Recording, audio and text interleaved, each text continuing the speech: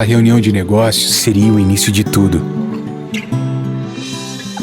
Estar na companhia de amigos torna o mais comum dos dias no mais especial deles. Quando estamos juntos, eu nem vejo o tempo passar. Viva momentos únicos todos os dias. Entre Amigos Praia. A vida é feita de momentos especiais. Olá, hoje conversamos com Renan Ranucci, que é empresário da área digital, e com ele estaremos fazendo uma trilogia de programas. Primeiro dizer que também é um prazer enorme estar com você aqui, Alexandre. Bem bacana, obrigado pelo convite, pela confiança. Meus amigos brincam muito que eu sou um jovem ancião, porque eu sou muito inquieto. Então, meu pai, painho, sempre falou uma coisa para mim. Se eu quisesse ser alguém na vida, eu tinha que ter 4 expedientes. Manhã, tarde, noite e madrugada. E aí eu estaria talvez assim na frente de alguns. E aí dentro dessa inquietude de sempre estar um pouquinho à frente, estudar um pouquinho mais, eu tentei na minha carreira nunca fazer uma coisa só. Não para ter um plano B, mas por essa inquietude e por gostar e entender que muitas vezes a inovação ela nasce da pluralidade. Quando a gente combina áreas diferentes, sabe essa palavrinha que está na moda, sei lá, curiosidade, que é uma palavra muito forte, importante. Se a gente pensar sobre ela, curiosidade, criatividade, a palavra criatividade ela poderia ser reescrita com combinatividade. A capacidade da gente combinar várias áreas diferentes para trazer uma solução diferente. Então, quando eu fui fazendo e entendendo que tecnologia era como se fosse uma nova administração, que assim como a administração é algo totalmente transversal e que você pode trabalhar em qualquer área, a tecnologia permite que nós trabalhamos e impactemos todo tipo de área. Hoje, tecnologia reinventa a medicina, reinventa o direito, reinventa a indústria, reinventa qualquer área que a gente pensa. Se você perceber, tem um nerd do teu lado. Eu acho que a gente pensou nisso até quando eu disse aquela frase, cuidado, um dia esse nerd pode ser teu chefe. Né? Por mais que nós chefes... Acho que essa frase é de Bill Gates, né? Bill Gates, exatamente. E a gente não acredita muito nessa palavra chefe, porque nós nerds também não acreditamos muito nessa questão de hierarquia.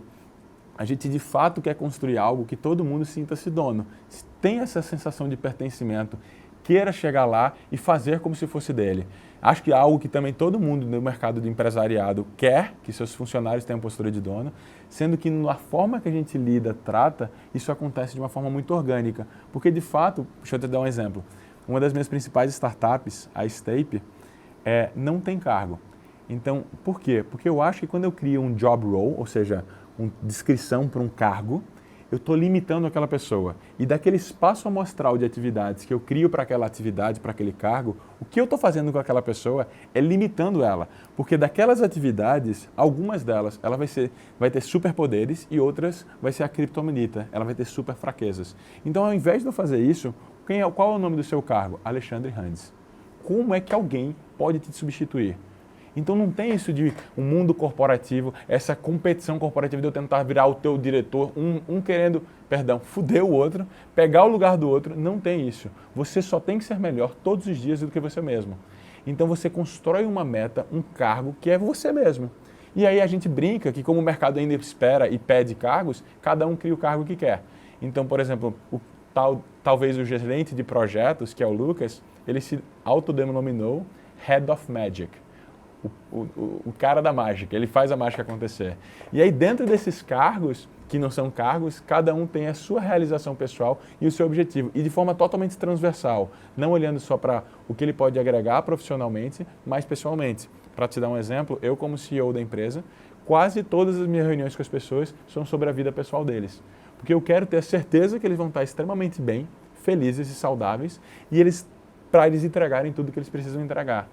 E isso muda tudo. Mas isso não causa problema na hora de geração de resultados e de criação de trabalho em equipe, não? Porque as pessoas ficam meio disputando e não há hierarquia, não há noção de respeito necessariamente, porque todo mundo se acha mais esperto do que todo mundo, né? Pelo menos essa é a minha experiência. Não sei como é que você vê esse problema. Eu adorei o ponto. Vamos pensar junto.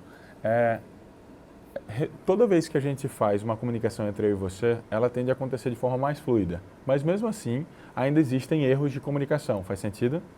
Beleza. Quando a gente traz mais uma ponta, 3, começou a ficar um pouquinho mais complicado. Às vezes gera alguns ruídos. Quando isso vai crescendo, crescendo, crescendo, a comunicação se torna um desafio ainda maior, né? Então, um dos segredos de você conseguir trazer essa organização para ela ter essa postura é, à medida que ela cresce, ela não incha. Então, ela sai se dividindo, ela sai se compartindo. Então, por mais que eu tenha uma empresa, sei lá, de 100 funcionários, ela nunca vai ser uma empresa inteira de 100 funcionários. São várias pequenas empresas de 8 funcionários, para trazer essa fluidez na comunicação. E não gera essa competição dessa maneira, porque você compete quando tem, vamos supor, uma diretoria que todo mundo está almejando. Nesse caso, você está competindo consigo mesmo. Como Alexandre Randes é um Alexandre Randes melhor. E você, por se conhecer muito bem, e aí vale um parênteses, mais vale um ano de psicólogo do que um ano de MBA, ou mestrado, ou doutorado. Porque o que a gente deveria de fato se preocupar é de nos conhecermos melhor, e aí ninguém melhor do que você para saber o que você é extremamente bom. E se imagina assim, tem atividades que Alexandre faz, que eu demoraria 10 vezes mais para fazer e faria muito pior. E vice-versa. Sendo que dentro de um job role, da forma que a gente gerencia a nossa empresa, eu te forço a fazer, Alexandre, uma série de atividades que você não é bom, que você demora muito mais, que te faz o teu tesão ir lá para baixo. É uma atividade muitas vezes de máquina, e aí vem aquela questão de será que a máquina vai nos substituir ou não, a gente pode falar disso depois. Mas, nesse momento, eu permiti que você entendesse e posicionasse, dizendo assim, ó, os resultados que eu preciso entregar, Renan, são esses, eu sou o cara para isso, deixa eu focar nisso.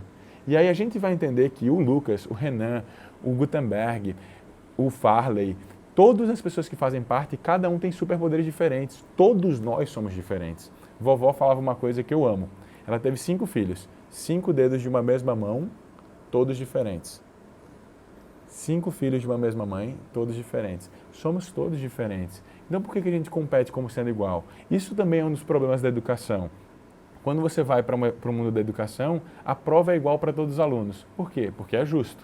Aí imagina que cada aluno é um ser diferente. Vamos trazer uma analogia com animais. Um é um macaquinho, um é um rinoceronte, uma girafa, um é um peixinho de aquário e o outro é uma onça. E aí a prova é, escalem aquela árvore. O quão justo eu estou sendo?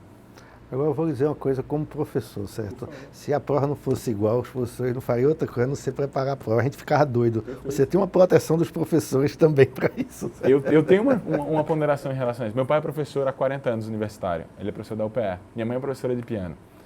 Então, a minha ponderação é o quão prova da forma a qual ela é concebida hoje, ou esperada pelo MEC ou as instituições, ela de fato mede o que você quer, o que você vai precisar saber para a tua vida. O que eu aprendi é que a melhor sala de aula da vida, ela está fora da sala de aula. A melhor escola da vida é a vida. Uma conversa como essa, um jantar como o de ontem, tudo que a gente está fazendo, tudo que a gente se relaciona, muda tudo. Então, a melhor escola da vida é a vida, ela acontece fora dela. Então, o modelo de prova, de cobrar algo que está no livro, eu fiz uma palestra, foi muito engraçado, vou te contar uma história bem interessante, para desembargadores, para homenagear um doutor chamado Dr. Jones Figueiredo, decano da casa e tal. E era sobre o futuro do direito. E como tecnologia transversal, eu posso falar sobre qualquer área. E aí, quando eu estava falando sobre tecnologia com ele, estudando para fazer essa apresentação, eu fiz uma pergunta para minha esposa, que é advogada. Eu disse, amor, o que é um desembargador? Só para você entender, eu não sabia o que era um desembargador para fazer essa palestra. Eu demorei a aprender também. Demorou, foi. Já aprendi, mas... Já aprendeu, né? Graças a Deus eu não sei, mais eu nunca velho que você. Eu nunca precisei ir para a justiça e nem nunca aconteceu nada comigo. Mas o que eu quero te contar dentro disso? Quando a gente foi fazer essa palestra, eu tive que estudar sobre isso. E aí eu brinquei com eles, podem me perguntar tudo sobre qualquer área do direito. Eu comecei a palestra dizendo assim, aí tinha área tributária, civil, penal, todos os juízes, desembargadores, grandes advogados presentes, e eu disse, podem me perguntar qualquer dúvida sobre qualquer área do direito que vocês quiserem, que eu respondo. Aí os caras, como assim? Tu não é de tecnologia? Eu digo, só me dê pelo menos 1 minuto. Aí cara, aí eu pego meu celular, vou no Google e respondo. Então será mesmo que, de fato, as provas, elas questionam aquilo que de fato eu preciso saber para me posicionar ou não? Então, não estou dizendo que, não quero generalizar, não são todas, tem professores que fazem provas extraordinárias, né? Mas eu acho que cada vez mais essa questão e noção de prova, se você pegar a Singularity, por exemplo, ela não tem prova nenhuma. E ela forma líderes para serem capazes de impactar positivamente a vida de 1 bilhão de pessoas. O curso, ele transversa sobre várias áreas, empreendedorismo, inovação, cultura, liderança, futuro, tecnologias diversas, exponenciais, disrupção, tudo que a gente está em alta, mindset, tudo que a gente escuta toda hora. Mas, qual é a prova desse curso? Qual foi a prova que foi aplicada? Nenhuma.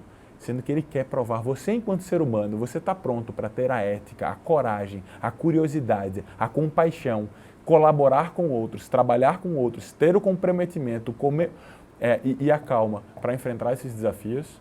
Porque se você quiser de fato mudar o mundo, que precisa da tua mudança, do teu impacto, da tua atuação, você vai ter que ter um comprometimento e todas essas características muito fortes. E isso não é medido em prova, isso é um valor do ser humano, que muitas vezes os nossos pais nos deram, os nossos princípios e valores. Vamos parar por aqui. Na parte 2 desse programa, que vocês vão ter acesso em breve, a gente vai estar falando uma coisa importante, eu acho, para a juventude, que é como o indivíduo que tem entre 14 e 20 anos, como é que ele deve se posicionar, quais as prioridades que ele deve dar. Mas esse a gente fica por aqui.